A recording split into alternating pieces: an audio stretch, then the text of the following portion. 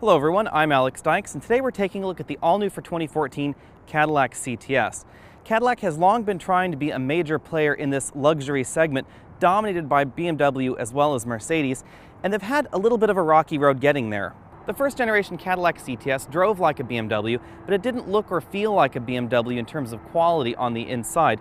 It was also sort of a half step in size between the BMW 3 Series and a BMW 5 Series, and therefore also between a Mercedes-Benz C-Class and an E-Class. That's been fixed with this latest generation of Cadillac sedan. We now have the Cadillac ATS doing business with the 3 Series and the Mercedes-Benz C-Class. It's much smaller than the Cadillac CTS. It's also very BMW-like. It actually is exactly what a BMW would have been like if Cadillac had been building it. Drives very much like the last generation BMW 3 Series, which is a very good thing.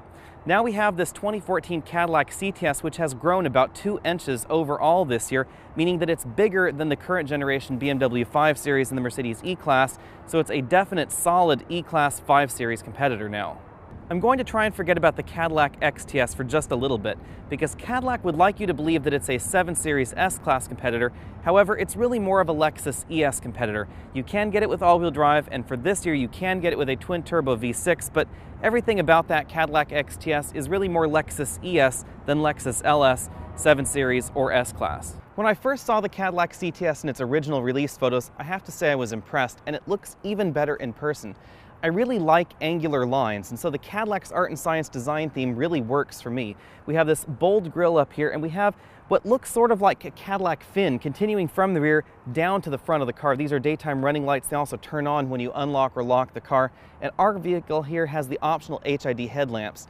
Very much like the BMW and Mercedes competition, you don't get the fancy headlamps in the base model. You only get those in certain up-level packages. Right here we get front parking sensors in the 2014 CTS. We also get some additional ultrasonic sensors right here. These are for the optional self-parking system available in the Cadillac CTS. And new for 2014, we now have a virtual bumper system. This is very much like what Infiniti has been touting on some of their latest models. It'll actually brake the car for you if you're in a parking low-speed type situation and it thinks you're going to hit something. It'll actually apply the brakes fully to keep you from bumping into something like another car or a garbage can or a wall, something along those lines. The side profile of CTS reminds me of a slightly classier Chrysler 300. We have this nice long hood, which definitely is a great rear-wheel drive proportion. This is something that you don't find in something like an Audi A6, because the Audi A6 really is a front-wheel drive by default vehicle, because its engine is almost entirely in front of the front axle. So the proportions are just a little bit different between that and something that's truly rear-wheel drive, like a Cadillac CTS, a BMW 5 Series, or a Mercedes-Benz E-Class. You can also tell how much this has grown in this version because this rear door is now fairly long. We have a fairly attractive but also fairly short trunk back here. Out back, Cadillac's angular theme continues, and again I find this incredibly attractive for this segment. I find this an awful lot more exciting than something like an Audi A6, which is just a little bit boring. Decent amount more exciting than the BMW. The BMW goes for elegant and refined rather than a little bit bold. And I strangely enough find this very similar in theme to the Mercedes-Benz E-Class, which is also going for an angular theme. However, I think that the Cadillac does it with just a little bit more flair. We have these sort of proto-fins back here, which don't stick up quite as high as the Cadillac XTS, but I think this is a design cue that I kind of like. We also have the Cadillac signature single rear backup light right there in the middle, kind of an attractive touch, and the dual hidden exhaust tips even on the 2.0T model. Nestled under this hood, we have a thoroughly modern 2-liter 4-cylinder turbocharged engine with direct injection as well as variable valve timing. This engine produces 272 horsepower and 295 pound-feet of torque, which is a decent boost over the 2-liter turbo inside the BMW 528. Very much like that BMW 528, one thing I'd like to point out here is that this 4-cylinder engine is entirely behind the front axle, which gives you a very good weight balance. This is quite different than something like an Audi, where the engine would be almost entirely in front of the axle, or front-wheel drive vehicles like a Volvo or a Lincoln or whatever, where the engine would be literally on top of the front axle. There's also a 3.6-liter V6 engine. It's good for 321 horsepower, 274 pound-feet of torque, and a twin turbocharged version of that same 3.6-liter V6, good for 420 horsepower and 430 pound-feet of torque. Things start to change a little bit from the German competition after the engine, because this 2-liter turbo engine is mated to a 6-speed General Motors automatic transmission.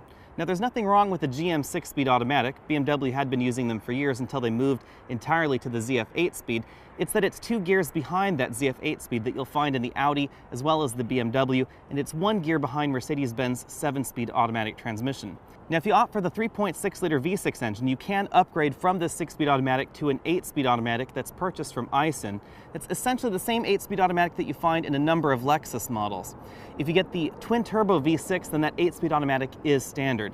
You can opt for all-wheel drive on any model for an optional $2,000. As you'd expect from a luxury car, front seat comfort is excellent in the CTS. Our version has the optional 20-way adjustable driver's seat with power adjustable side bolsters, a manual extending thigh cushion, and a 4-way manual adjusting headrest. We also have this power memory tilt telescope steering wheel with a decent range of motion. I don't think these seats are quite as comfortable as BMW's optional sport seats that contort in a million different directions, but these are more comfortable than BMW's standard seats in the BMW 5 Series. I also find these a decent amount more comfortable than the current seats in the Mercedes-Benz E-Class as well. Now, the CTS isn't the full-size Cadillac I remember from my youth, but that's not really a Cadillac problem because the BMW 5 Series and the Mercedes-Benz E-Class aren't any bigger than this in the back seat either. So I'm 6 feet tall, this front seat's adjusted for me, and I still have a few inches of legroom left there. If you want more legroom, then you're going to have to go for something like a Cadillac XTS if you want to stay in the Cadillac family. If I move over to this passenger seat, if it's really even possible, I might need to leave one leg over there. This front seat was adjusted for a 6'5" passenger, and my knee is digging right into that seat back, so I couldn't do that for very long. We do have these split folding optional rear seats that do fold almost completely flat with the cargo area. That is kind of a nice feature. And we also get a center armrest in the back with an additional ski pass-through. Let's take a look around the interior. We have height adjustable seat belts there, as well as these 4-way adjustable front headrests. You can also see in the back that we have the optional sunshades for the side windows, as well as the sunshade in the rear. We have these perforated leather seats. Leather is an option in the Cadillac CTS. It's not standard in all models. We do have the perforated cooled leather seats, however. We also have this very, very attractive combination leather, pleather, and Alcantara door trim right there. So you can see we have leather on top, which is then stitched to Alcantara.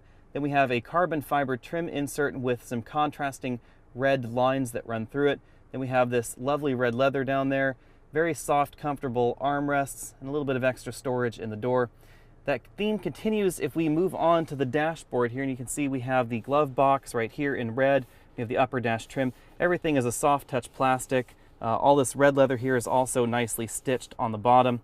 If we move over to the center of the dashboard, we have this injection molded perforated look right here on top with another pleather or leather section right there. And then we have the same sort of stitching effect going all the way down this center console meeting in the middle. One thing I'd like to point out is how nicely done these seams are.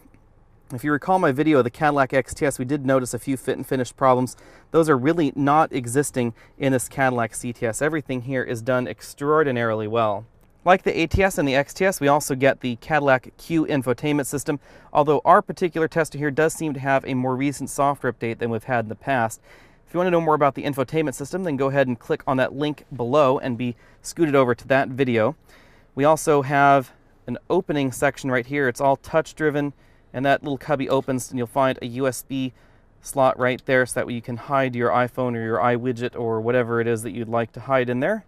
And we have our climate control buttons here. They're all touch driven. None of these are physical buttons. And we haven't noticed any of the same ghosting effects that we noticed in the Cadillac XTS. Right here we have our shifter. We have 2 large cup holders easily capable of holding the largest size takeout soda. And this cup holder is electrically operated. If I move the cable out of the way, you can see this. You just pull on that little handle and the door slides open and closed. We have our little ashtray there with a little cubby and a power socket. And then if we move to our center console, it opens sideways away from the driver. Inside the center console, which is fairly large for a rear-wheel drive car, you'll find 2 additional USB inputs, an optional 120-volt power adapter, and a 12-volt power outlet right there. Our CTS has the optional 12-inch LCD instrument cluster, which is incredibly attractive. This is easily one of the best LCD instrument clusters on the market. Part of that is because of how configurable this is. So if we go down to the settings option in this screen, you can choose various different display layouts. You can choose a traditional dial-based layout, which is very similar to what you'll find in other LCD instrument clusters out on the market like Jaguar and Land Rovers. What makes this system different from the others is that it has different layouts, like this performance layout, simple layout. They're very well animated as well. And then my personal preference is this enhanced layout, which gives you a little bit more information than the other screens. You can also change what is displayed on these. So this center section you can have as settings. You can also have it as your audio or your phone interface, or navigation if you're currently navigating somewhere. This little section up here is always going to be the map in the enhanced view. And this section down here on the left and the corresponding one over there on the right can be a variety of different things you can choose from. You have a trip computer, fuel range, fuel economy, travel time, etc. You can cycle through all those and you can maintain them on a set screen. And then over here on the far right we have our standard fuel gauge. If we back out from that, you can see that we have a very attractive leather-wrapped steering wheel. This is full grain leather rather than half grain leather, so it's not quite as soft as some vehicles, but it probably will last longer. Very attractive shift pedals back there, and a leather airbag cover, which is very nice. Over here we have our 2-position seat memory, our window switch controls down there below, and then right here we have the controls for our heads-up display, which is optional in the Cadillac CTS. You can also see from this vantage point that we have excellently executed seams and gaps. In fact, everything on the Cadillac CTS is executed with a precision that I really wasn't sure that Cadillac could achieve, given their performance over the last few years, but they really have excelled themselves in this 2014 CTS. Might be a little bit tricky to tell, but this is the optional heads-up display in the CTS. Right now we're seeing the compass view. We also have a tachometer, we have speed limit information, as well as infotainment information. We also get navigation directions in this system if the navigation was active, as well as cruise control information displayed in the upper left of that screen. Cadillac system is more exciting than other versions of General Motors heads-up display, but it's not quite as good looking as BMW's latest full-color version of their heads-up system in the 3 and 5 series. This Caddy scores 7 out of 10 points in our exclusive Trunk Comfort Index. It's not furnished quite as nicely as the German competition, if I'm honest, in the trunk. Not that many people will be riding in your trunk, but it is something that you'll probably notice when you go shopping. The other thing you'll notice are these trunk hinges, which do occupy a decent amount of trunk space, something that I was a little bit saddened by. We do get a nice grab handle right here on the trunk, but the trunk lid feels a little bit lighter than the German competition as well. Overall, I score this probably 1 point below the BMW 5 Series or the Mercedes-Benz E-Class. Every version of the Cadillac CTS has driven extraordinarily well, and that's certainly true for this latest edition of the Cadillac CTS. This definitely drives like a solid competitor to the BMW 5 Series as well as the Mercedes-Benz E-Class. I'm excluding the Audi A6 from that because the Audi A6 is predominantly a front-wheel drive car or an all-wheel drive car. If you really look at the Audi A6 sales, a decent number of them are sold in front-wheel drive only in the United States. And that design of the chassis in the Audi A6 is very nose-heavy, and that's not happening here in the Cadillac CTS. This is a near-perfect 50-50 weight balance, just like a BMW 528, because that engine is almost entirely behind the front axle. Really helps out on these winding mountain roads where you have a great feel to this chassis. Handles every corner, every curve exceptionally well, with an awful lot of finesse and refinement, something that you wouldn't normally have said associated with the Cadillac brand in the 1990s or the 1980s, something along those lines. This is an entirely different Cadillac to the Cadillac that I grew up with. In terms of performance figures, the 2.0T dishes out 60 in 5.9 seconds, and that's because of this 6-speed automatic. I would expect that this engine paired with an 8-speed automatic would be a little bit faster to 60. That's definitely something we've seen out of something like a BMW 528. Those extra 2 gears help the BMW 528's engine, which is less powerful than this Cadillac CTS engine, be very competitive in terms of performance with the Cadillac CTS. One thing to keep in mind when shopping is that the 3.6-liter V6 produces more horsepower but less torque than this 2.0T, and so performance really isn't that different between this 2.0 and the 3.6-liter engine. I would probably save my money if I were you and buy the 2.0T over the 3.6-liter V6 engine for that reason only. Now the 3.6-liter V6 is available with the 8-speed automatic, and that does make it a little bit faster than this 2.0T model, but it is optional. It's not standard with that 3.6-liter V6. Compared to BMW and Mercedes' small 4-cylinder engines, this CTS 2.0T is a little bit noisier. Actually, it's an awful lot noisier.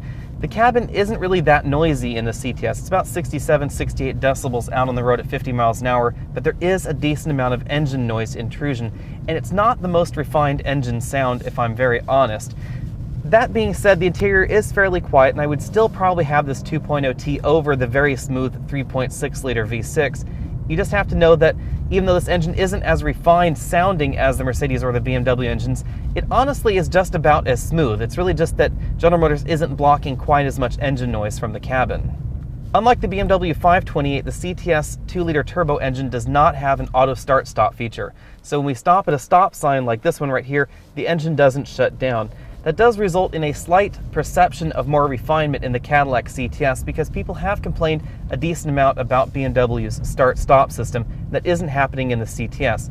Although the flip side of that coin is the CTS does get slightly worse city mileage as a result. Although in terms of mileage, we have been averaging about 24 miles per gallon, which is fairly good for a sedan of this size.